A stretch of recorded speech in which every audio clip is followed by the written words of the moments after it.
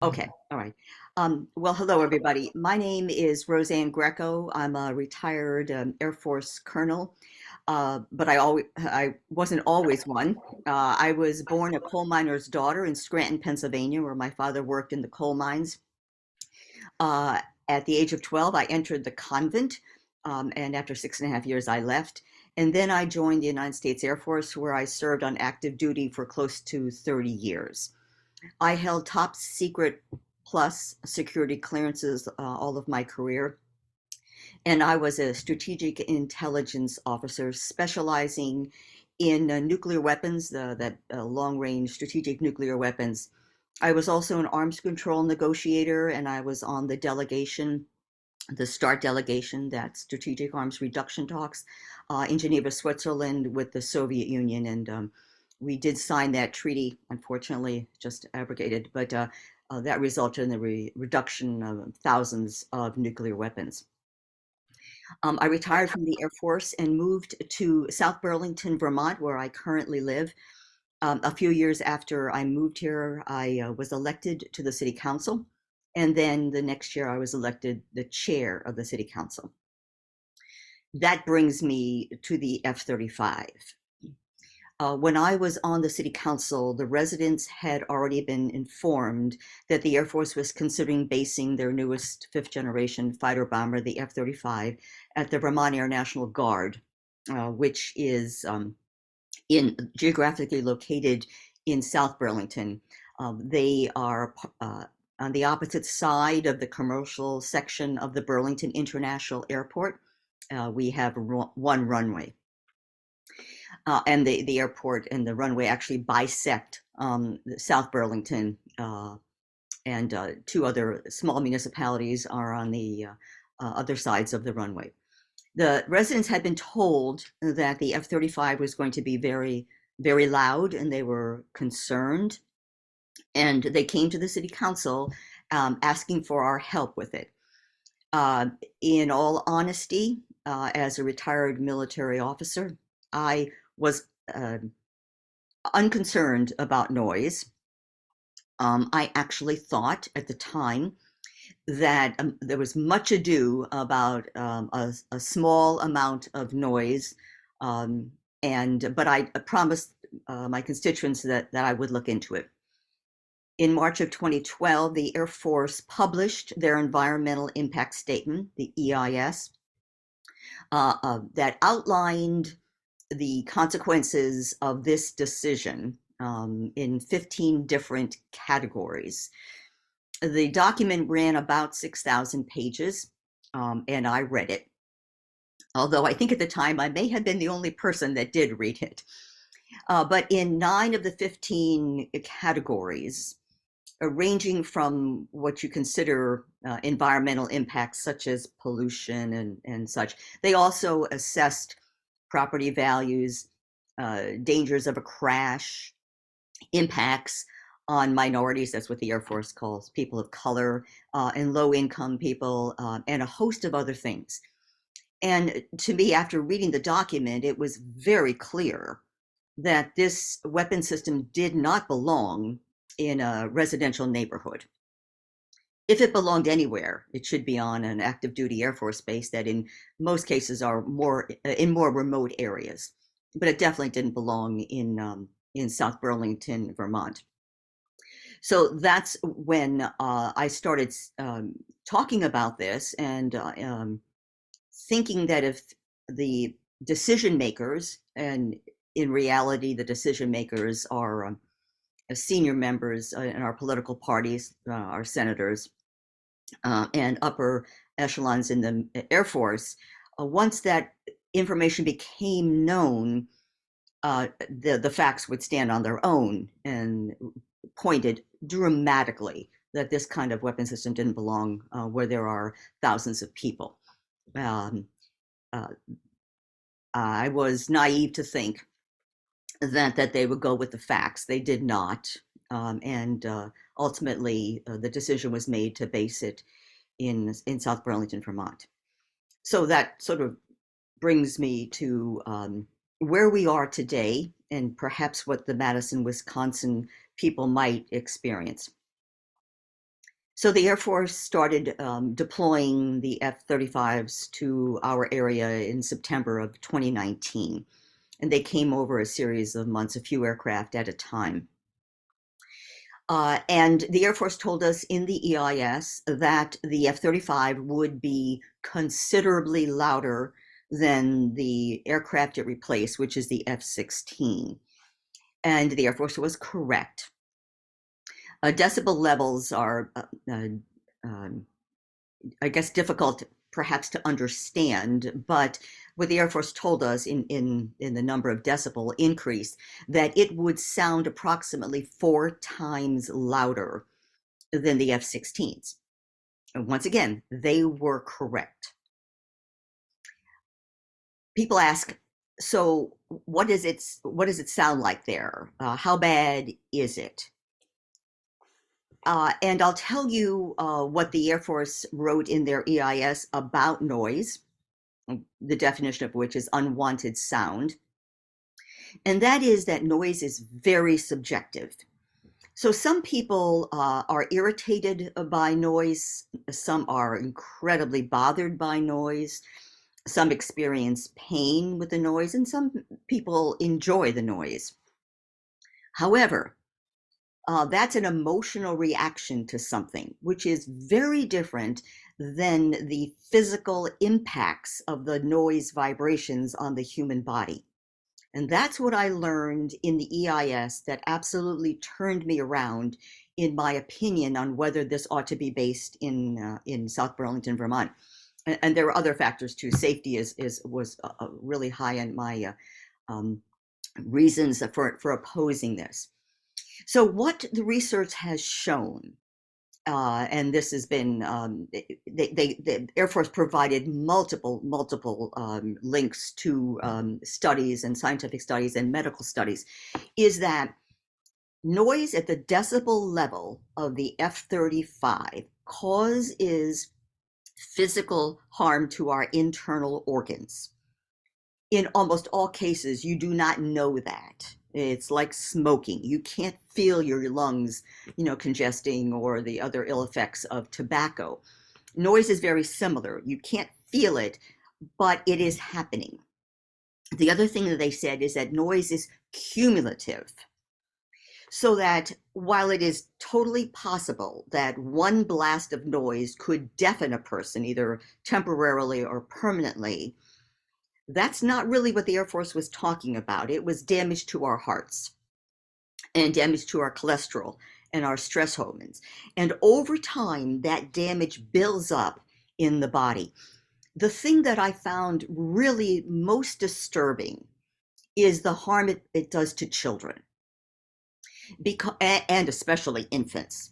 Because children's bodies are smaller, their internal organs cannot absorb the kinds of vibrations and not have heart attacks and stuff right away as sort of an adult might. But the effects on children are far more pronounced. There are many studies done also, not just on the physical harm, meaning primarily to our hearts, but also what they called cognitive impairment. So there were a number of studies done that show that children who live around noisy airports suffered from cognitive impairment, meaning they lost their ability to learn. Some of the studies showed that some children lost their ability to learn for the rest of their lives. Other studies show that once the children moved out of the noise area, they recovered the ability. But cognitive impairment was definitely something that the Air Force reported or pointed to in the research. So that's some of the harm that the noise produces without anybody knowing about it, because it's going on internally and with our children, with their brains. The issue with these physical and mental consequences are that they don't show up instantaneously. They take time to manifest in the body. And so if you say to me, so how is South Burlington doing? How's the Burlington area doing? Do you see any of these things? Not yet. Well, but the second thing is we haven't looked for them. So we haven't gone and done any studies, but the aircraft have been here, just a handful of years, and then they break down so frequently they don't fly as much as the F-16, which was a very reliable aircraft. So we have not found any of those impacts yet, but then we haven't looked either. And because of the cumulative effect, it may be too soon. And once again, I keep using the analogy of smoking. It takes a while for you to destroy your body by smoking, and it takes a while for noise vibrations to destroy your body as well. I mentioned the F-16, and I think it's important to talk about the differences between the two aircraft because there are lots of differences. The F-35 is a fifth generation. It's got all kinds of bells and whistles. It whistles incredibly sophisticated aircraft, much more dangerous than the F-16, both in the ordnance it can deliver to the enemy, but also to the danger of the people on the ground where it is based. It is far less reliable than the F-16. I mean, for decades, there have been reports coming out of the GAO office and other government bodies that review the performance of weapon systems, that it is really underperforming. It's way behind schedule. It has millions of lines of software code that I don't think even to this day have been fully integrated. One of the things we learned about the F-35 that is dramatically different than the F-16, and by the way, let me just throw this in while I'm talking about the F-16. So the F-16s came to South Burlington back in the mid-'80s. They are definitely a proven technology, incredibly safe aircraft from the standpoint of, it doesn't crash, also incredibly reliable. In fact, so much so that the Air Force made a decision a few years ago to extend the life of the F-16 for decades into the future because it does the job, it does it well, and it's a reliable source of, firepower. There were fly-offs. I know that some of the results were tried to be kept under wraps between the F-35 and the F-16. And I believe the F-16 won in most of those fly-offs. So that just goes to show you what a difference there are between the two aircrafts.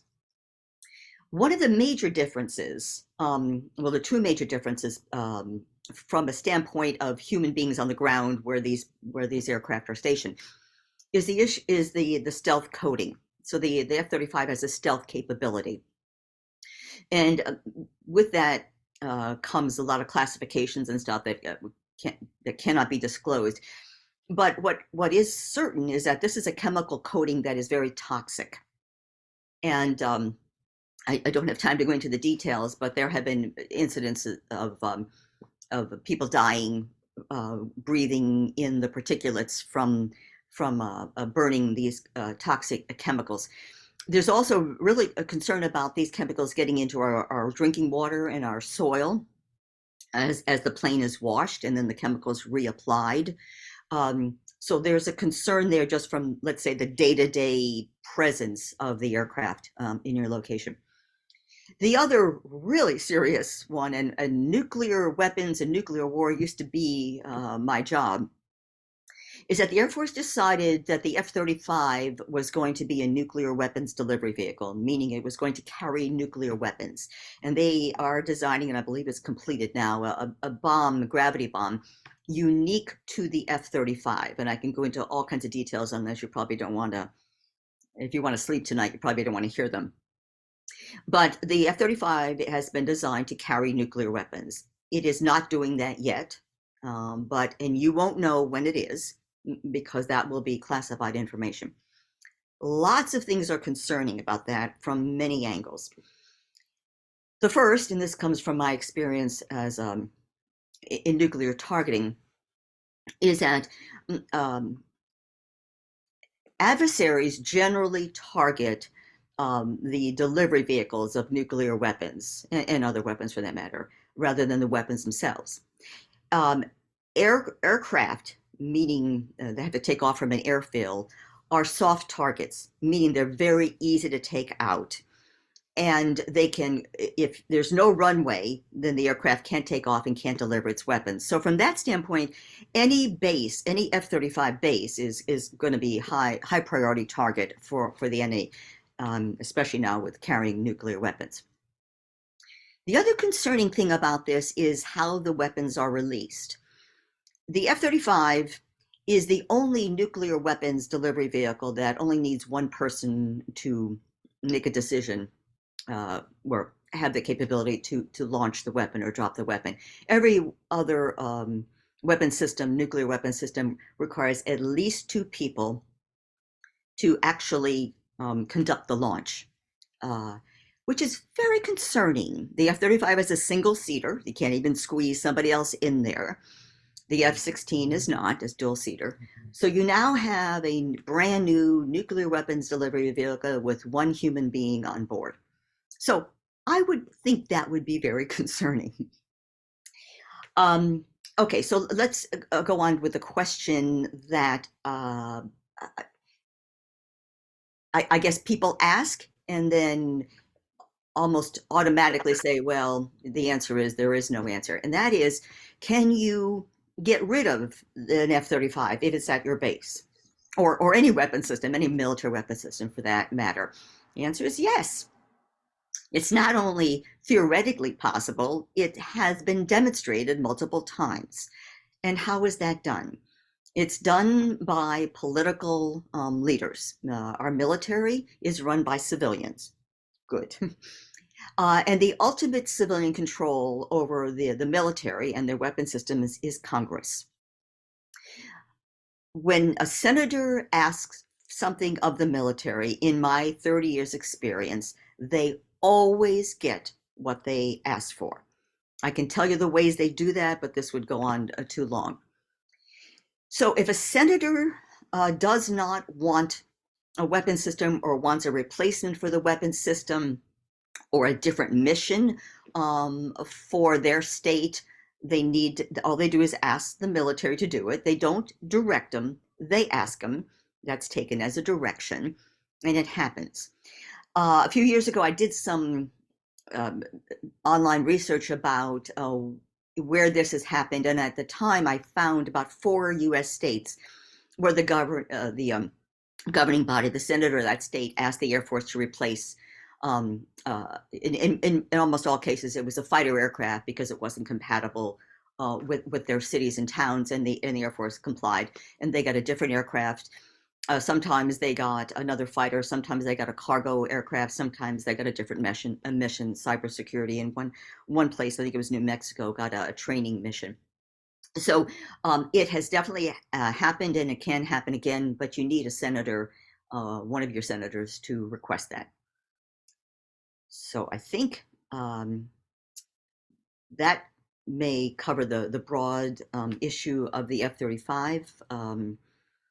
One thing that there were so many things. Yeah, Colonel Greco. Hi.